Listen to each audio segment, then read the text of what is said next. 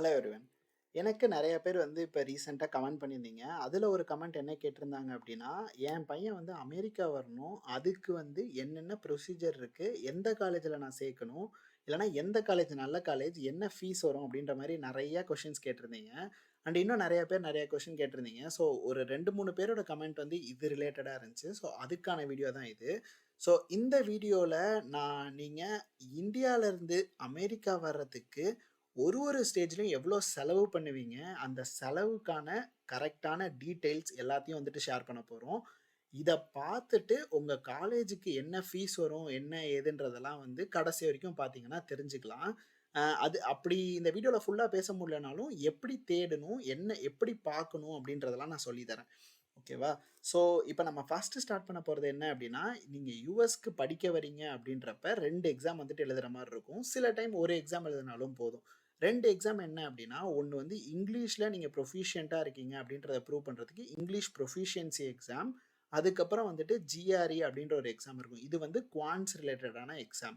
So, இப்ப நீங்க இந்தியால இருந்திருந்தீங்க அப்டின்னா, ஜிஆர்இ வந்து இப்ப நீங்க கேட்டோ, இல்ல கேட்டோ எழுதினீங்கன்னா, எம்பிஏ போறதுக்கா இருந்தாலும், இல்லன்னா டெக்னிக்கல் ரிலேட்டடா எம்இ போறதுக்கா இருந்தாலும் எழுதியிருப்பீங்க. அந்த மாரியான ஒரு எக்ஸாம் தான் இந்த ஜிஆர்இன்றது.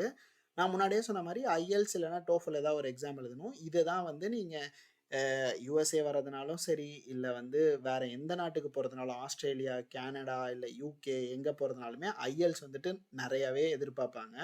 ஸோ இந்த 2 எக்ஸாம தான் நம்ம முதல்ல எழுதணும். ஸோ இந்த எக்ஸாம் எழுதி முடிச்சுட்டு, இதுக்கப்புறம் நம்ம வந்துட்டு யுனிவர்சிட்டீஸ் கண்டுபிடிப்போம். சில டைம் வந்து நீங்க ஜிஆர்இயோ இல்லன்னா டோஃபலோ எழுதுனீங்கன்னா, எக்ஸாம் எழுதி முடிக்கும்போதே ஒரு 4 யுனிவர்சிட்டிக்கு வந்துட்டு இது பண்ணலாம். அத பத்தி தனியாவே ஒரு வீடியோ போட்டிருக்கேன். அந்த வீடியோட லிங்க்க கீழ அட்டாச் பண்றேன். வேணா அதுல பார்த்துக்கோங்க. இதுக்கு அடுத்தது யுனிவர்சிட்டிய நம்ம கண்டுபிடிப்போம். ஸோ, இப்ப இந்த யுனிவர்சிட்டி கண்டுபிடிக்கிறது என்ன அப்டின்னா, எப்படி நீங்க ஆப்ஷன்ஸ் வச்சிருக்கணும் அப்டின்னா, ஒரு 5, 6 காலேஜுக்காவது அப்ளை பண்ணணும். அதுல வந்து 2 காலேஜ் உங்க ப்ரொஃபைலுக்கு கண்டிப்பா கிடைச்சிருன்ற மாதிரி காலேஜ்.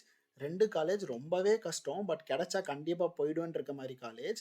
அதுக்கப்புறம் 2 வந்து மாடரேட். லைக் வந்து கிடைக்கலாம், கிடைக்காமலும் போலாம். பட் ஆனா அப்ளை பண்ணா நல்லாருக்கும். அந்த மாதிரியான காலேஜ்.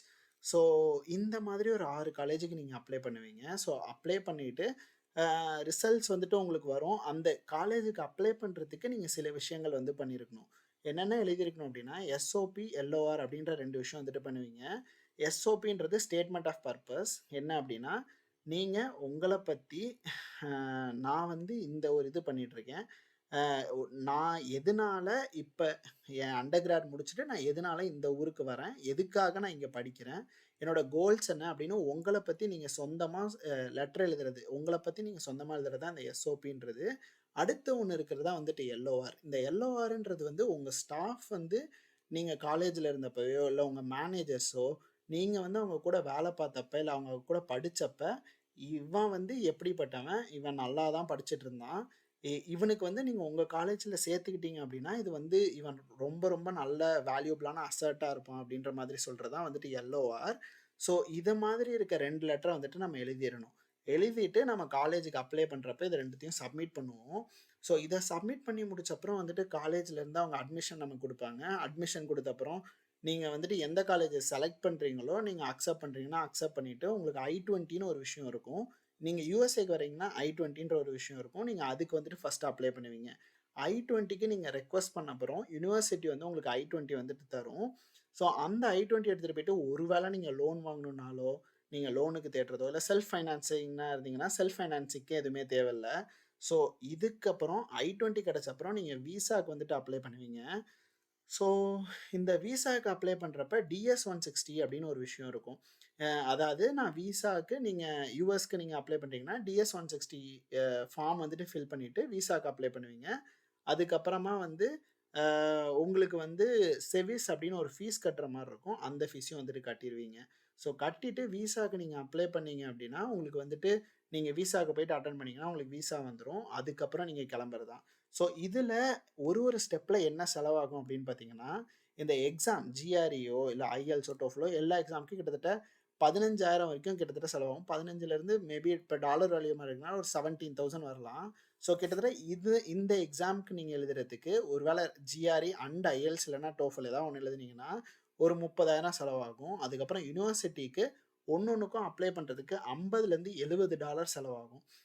சில டைம் வந்து $100 கூட இருக்கும். ஸோ, அதனால ஆவரேஜா ஒரு 7,000 வச்சுக்கலாம். ஸோ, 7,000 வச்சுட்டு நீங்க ஒரு 6 காலேஜுக்கு அப்ளை பண்றீங்கன்னா, கிட்டத்தட்ட 40,000 செலவாயிடும். ஸோ, 30, 40, 70,000. அதுக்கப்புறம் இந்த விசாக்கு அப்ளை பண்றதுக்குமே செவிஸ் ஃபீஸ் $200 என்னமோ வரும். அதுக்கப்புறம் வந்து திருப்பி அப்ளிகேஷன் ஃபீஸ் அந்த DS-160 இது பண்ணிட்டு நீங்க விசாக்கு ஸ்லாட் புக் பண்றதுக்குமே திருப்பி $200 வரும்.